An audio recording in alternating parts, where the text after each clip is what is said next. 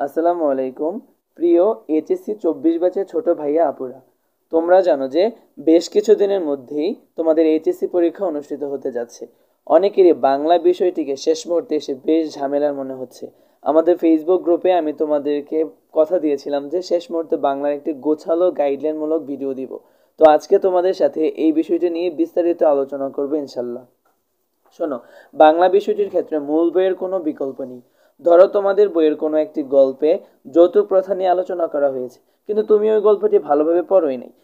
তুমি কিন্তু সৃজনশীলে ভালোভাবে লিখতেই পারবে না, কেননা তুমি ওই কনসেপ্টটা ভালোভাবে ক্যাচ করতে পারোনি। তোমার যদি ওই টপিকটা ভালোভাবে পড়া থাকতো, তুমি বানিয়ে লিখতে পারতা। সৃজনশীল মানে হচ্ছে শিক্ষার্থীদের মেধার বিকাশ।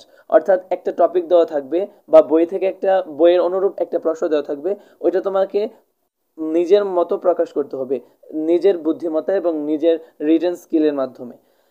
সৃজনশীল মানে হচ্ছে মেধার বহিঃপ্রকাশ। যদি তুমি নির্দিষ্ট টপিকের মূল বিষয় না জানো, তাহলে কিন্তু সৃজনশীলে ভালো লিখতে পারবে না। এবং মূল বইটি ভালোভাবে পড়া না থাকলে বহু নির্বাচনীতেও খুব ভালো একটা বেগ পেতে হবে এবং মনে হবে চারটা অপশনের মধ্যে সবগুলো অথবা একাধিক উত্তর তোমার কাছে সঠিক বলে মনে হতে পারে। তাই আমি তোমাদেরকে বলবো, বাংলাতে ভালো করার ক্ষেত্রে গদ্য, পদ্য, নাটক, উপন্যাস সবগুলো 2 থেকে 3 বার খুব ভালোভাবে বুঝে বুঝে আয়ত্ত করবে। এবং সাথে ওই গদ্য বা পদ্যের যে লেখক পরিচিতি বা কবি পরিচিতি, শব্দার্থ, এগুলো ভালোভাবে পড়ে নিবে। একটা কথা বলে বলে রাখি, পাঠ পরিচিতি থেকে কিন্তু সৃজনশীলে লেখার জন্য খুব ভালো একটা ইনফরমেশন পাওয়া যায়। আমি আমার লেখার ক্ষেত্রে অবশ্যই পাঠ পরিচিতিকে প্রধান গুরুত্ব রাখতাম।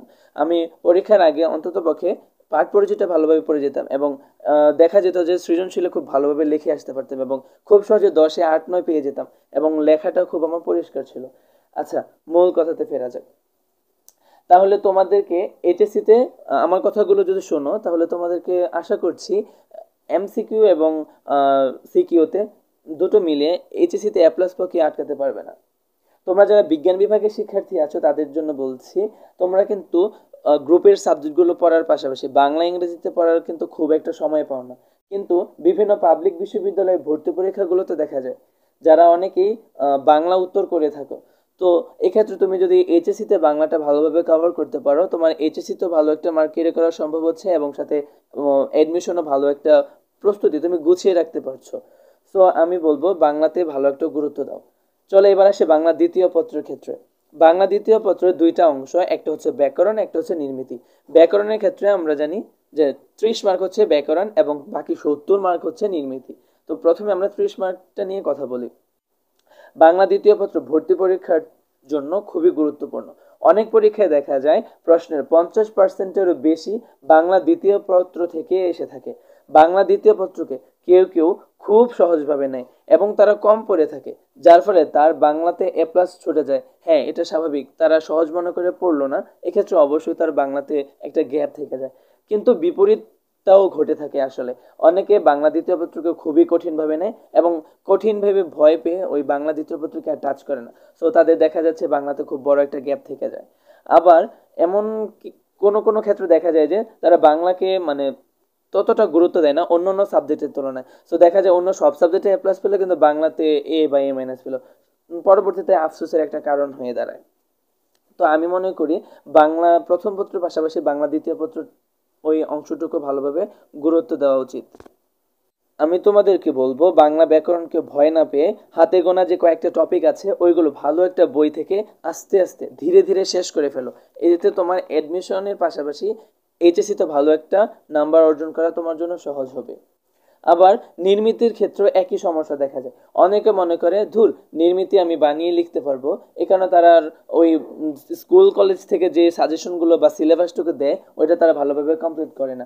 আবার কেউ কেউ খুবই কঠিনভাবে নেয় এবং ধারাবাহিকভাবে মুখস্থ করতে থাকে। এই জিনিসটাও করতে যাবে না, কারণ এই আমাদেরকে নির্মিত অংশগুলো দেওয়া হয়, পাঠ্যপুস্তকের অন্তর্ভুক্ত করা হয়েছে শিক্ষার্থীদের মেধা যাচাই করার জন্য।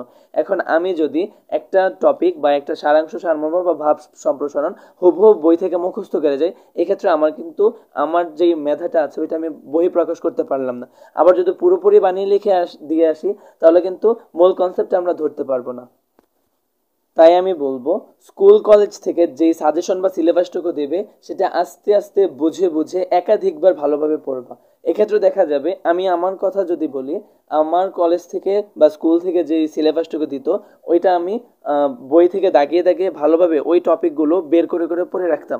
এক্ষেত্রে আমার লেখাটা বেশ স্ট্যান্ডার্ড হতো, কেননা আমার লেখায় বই ও নিজের ক্রিয়েটিভিটির খুব ভালো একটা মিশেল ছিল, এবং টিচারও আমার লেখা পছন্দ করতো। দেখো, যেহেতু আমি ভালোভাবে রিডিং পড়তাম কিন্তু মুখস্থও করতাম না, আবার পুরোটা বানিয়ে দিতাম না, এক্ষেত্রে আমার খুব ভালো একটা সময় বেঁচে যেত, এবং নিজের ক্রিয়েটিভিটি আমি টিচারদের কাছে প্রদর্শন করতে পারতাম। সাথে আমার সময় বেঁচে যেত, আমি অন্য একটা সাবজেক্টে ভালো একটু সময় দিতে পারতাম। তাই আমি বলবো আমাদের ট্রিক্সটি ফলো করতে পারো, কেননা টিচার বোঝেন যে কোনগুলো বানানো লেখা আর কোনগুলো বই থেকে হুবহু মুখস্থ লেখা এবং কোনগুলো আসলে স্ট্যান্ডার্ড। মূলত এই সকল নির্মিত পাঠ্যপুস্তকের অন্তর্ভুক্তই করা হয়েছে যেন আমাদের মেধা বিকাশ বা আমাদের মেধাকে টিচাররা যাচাই করতে পারেন। আর বাজারে যে বইগুলো বা গাইডগুলো আছে ওইগুলো জাস্ট আমাদের সহায়ক, তুমি ওইগুলোকে জাস্ট সহায়ক হিসেবে দেখতে পারো। কিন্তু এই সহায়কটাকে আমরা আসলে ভুল ভাবিনি, যার ফলে কঠোর পরিশ্রম করার পরেও আমরা বাংলা সহ অন্য যে কোনো সাবজেক্টে খুব ভালো একটা বা আশানুরূপ ফলাফল অর্জন করতে পারি না। আমার এই কথাগুলো এসএসসি ও এইচএসসি সকল শিক্ষার্থীদের কাজে লাগবে বলে আমি আশা করছি, এবং আমি খুব করে চাইবো তোমরা আমার কথাগুলো ভালোভাবে আয়ত্ত করবে এবং সেই অনুযায়ী কাজ করবে। তোমাদের জন্য শুভকামনা রইল। যে কোনো সমস্যায় আমাদের ফেসবুক গ্রুপে অথবা এই ভিডিওর কমেন্ট বক্সে আমাদেরকে জানাতে পারো। ও হ্যাঁ, আমি আমার পরিচয় দিতে ভুলে গেছি, আমি আবির মাহমুদ পলাশ, 103তম ব্যাচ, ঢাকা বিশ্ববিদ্যালয়।